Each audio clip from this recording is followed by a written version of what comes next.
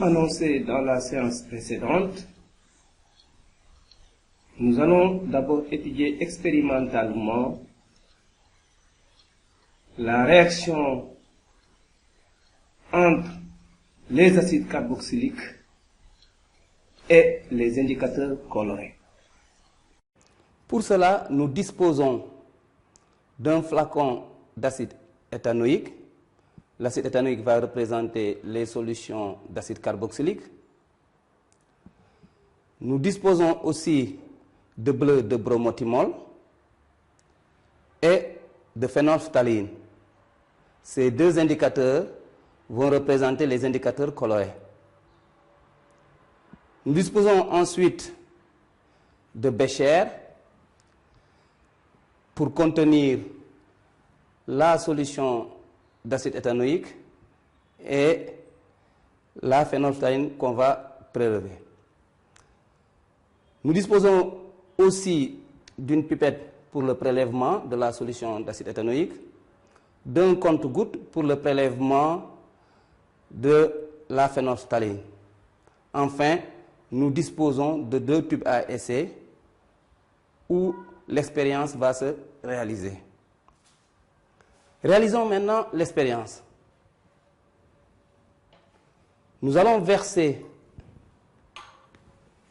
la solution d'acide éthanoïque dans le bécher. Voilà. Ensuite, à l'aide de la pipette, prélevons une certaine quantité.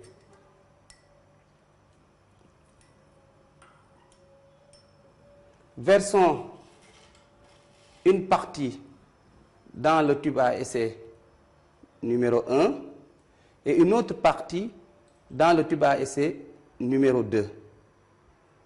Voilà. Maintenant, dans le tube à essai numéro 1, nous allons verser quelques gouttes de BBT.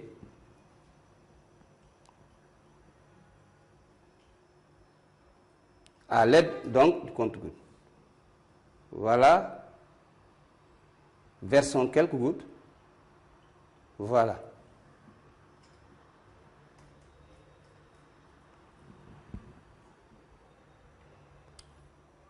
Homogénéisons. Qu'observez-vous? Bien, le BBT vire au jaune. Versons maintenant une quantité de phénolphtaléine dans le bécher.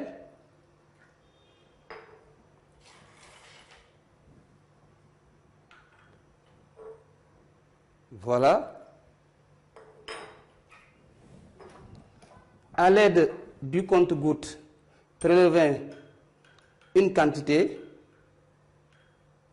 voilà, de phénolphtaléine.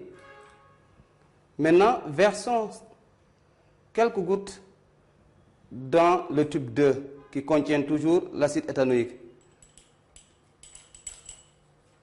Voilà.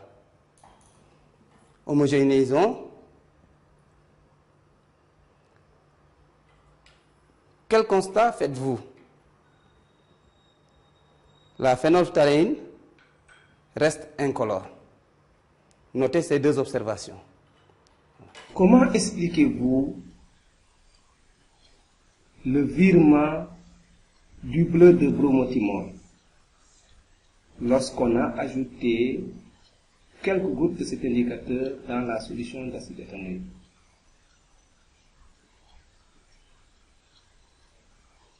Nous dirons que le virement du bleu de bromothymol, BBT, confirme le caractère acide de la solution. En conclusion,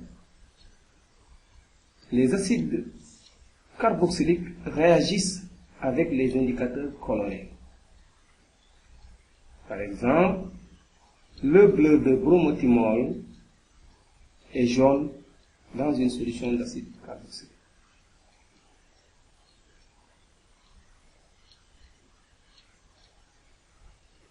Passons à la deuxième étude expérimentale. Il s'agit de la réaction des acides carboxyliques avec les bases fortes. Mais avant cette étude, vous allez me citer quelques bases fortes. Bien, nous allons en retenir 3.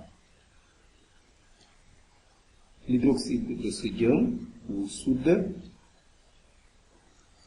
l'hydroxyde de potassium ou potasse, encore appelé au Sénégal Khémé. Et enfin, l'hydroxyde de calcium. Dans l'étude expérimentale, nous allons utiliser l'hydroxyde de sodium. Pour cela, nous disposons d'un flacon d'acide éthanoïque. L'acide éthanoïque va représenter les solutions d'acide carboxylique. Un flacon d'hydroxyde de sodium. L'hydroxyde de sodium va représenter les solutions de base forte. De la phénolphtaléine, des tubes ASC, des pipettes pour prélever les solutions. Voilà, avec ce dispositif, nous pouvons réaliser l'expérience. Nous avons déjà prélevé une certaine quantité d'acide éthanoïque. À l'aide de la pipette, nous allons verser une petite quantité dans le tube à essai numéro 3. Voilà.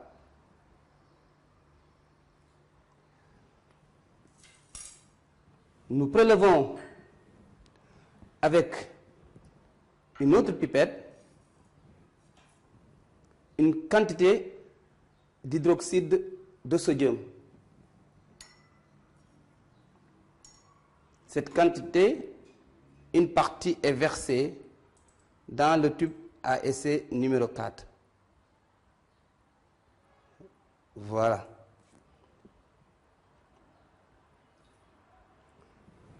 Maintenant, nous allons verser dans chaque tube à essai quelques gouttes de phénolphtaléine. Voilà, versons dans la solution d'acide éthanoïque. Prélevons encore une autre quantité que nous allons verser dans la solution d'hydroxyde de sodium. Voilà. Quelle observation faites-vous? La phénolphtaléine reste incolore dans la solution d'acide éthanoïque. Elle vire au rose dans la solution d'hydroxyde de sodium. Ce tube, donc, va servir de témoin.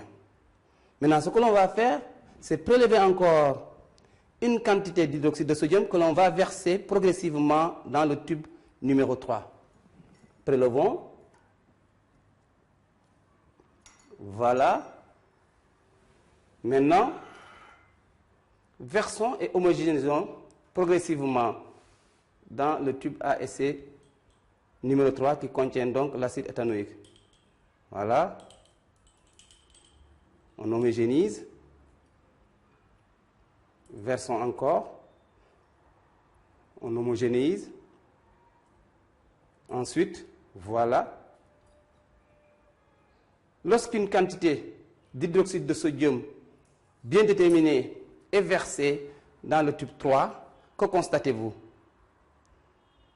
Comparé au tube à essai numéro 3.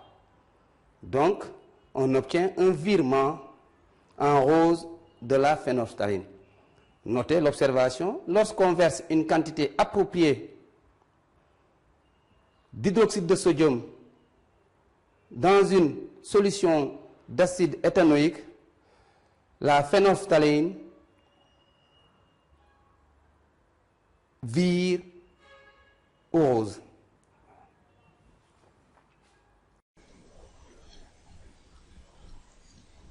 Comment expliquez-vous le virement de la phénophtaléine? Lorsqu'une quantité appropriée d'hydroxyde de sodium est ajoutée dans la solution d'acide éthanoïque.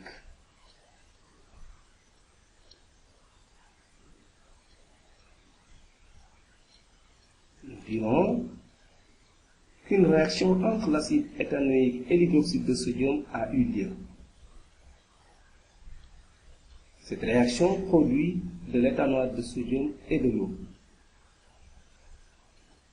L'évaporation de l'eau confirme sa présence, c'est-à-dire la présence de l'éthanoate de sodium. Cette réaction peut être traduite, ou bien est traduite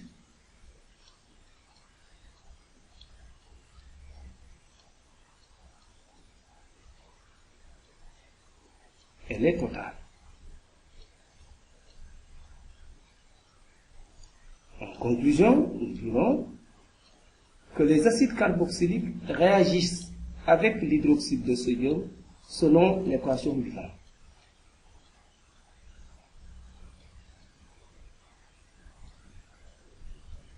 Une remarque,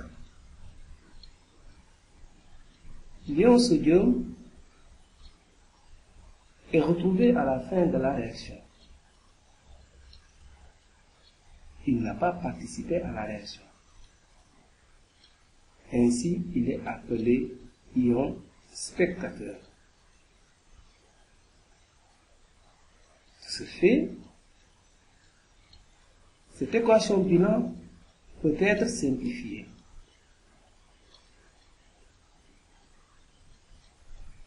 L'équation bilan simplifiée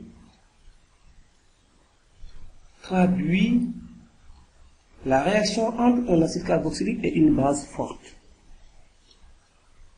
Si l'on sait que les ions sodium, les ions potassium et les ions calcium qui accompagnent l'ion hydroxyde selon la base forte utilisée sont des ions spectateurs.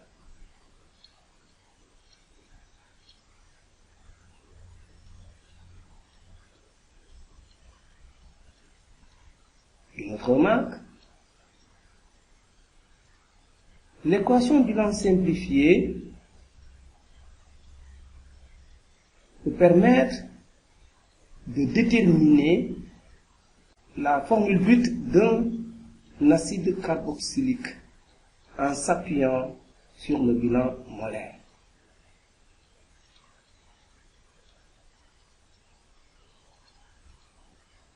Voilà deux propriétés acides mises en évidence.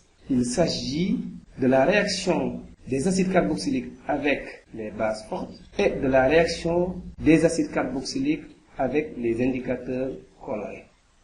Dans la suite de cette leçon, nous allons voir une autre propriété chimique. Il s'agit de la décarboxylation.